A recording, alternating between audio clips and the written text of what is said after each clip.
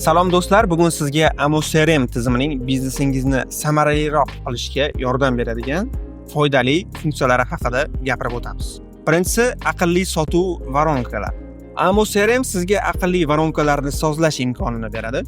Standart voronkalardan farqli o'laroq bu yerda tizimni shunday sozlashingiz mumkinki, bitimlar avtomatik tarzda turli bosqichlardan o'tadi. Masalan, mijoz so'rov yuborgan yoki sizning xabaringizni ochgan bo'lsa, bitim keyingi bosqichga o'tadi. Shu tarzda muhim jarayonlarni o'tkazib yubormaysiz va har bir bitim qaysi bosqichda ekanligini aniq bilasiz. Ikkinchisi, messenjerlar va ijtimoiy tarmoqlar bilan integratsiya. Amo CRM WhatsApp, Telegram, Facebook, Instagram va hattoki Viber bilan integratsiya bo'ladi. Bu shuni anglatadiki, mijozlar bilan yozishmalar avtomatik ravishda tizimga saqlanadi. Endi hech qanday kontakt yo'qolmaydi, barcha ma'lumot qo'l ostingizda bo'ladi. Uchinchisi, vazifalarni avtomatlashtirish va eslatmalar. Amo CRMda siz vazifalarni avtomatlashtirishingiz mumkin.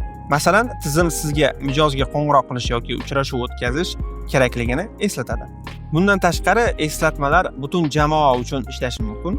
Bu ish jarayonlarni soddalashtirishga va xizmat ko'rsatish sifatini oshirishga yordam beradi. To'rtinchisi, aqlli filtrlar va hisobotlar.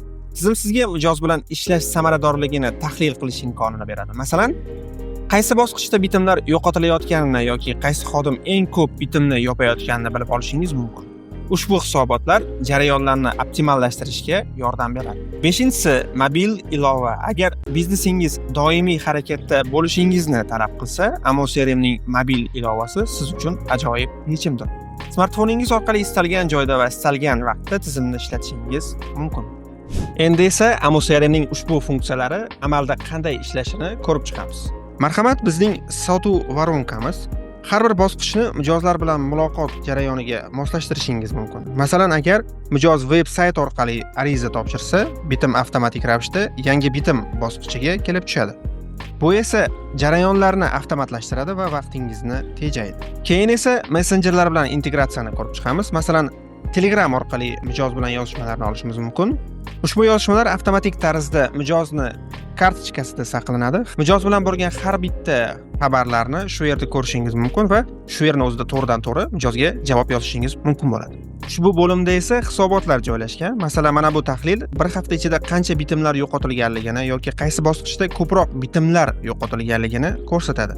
Ushbu ma'lumotlar jarayonlarni yanada samarali qilish uchun juda foydali hisoblanadi.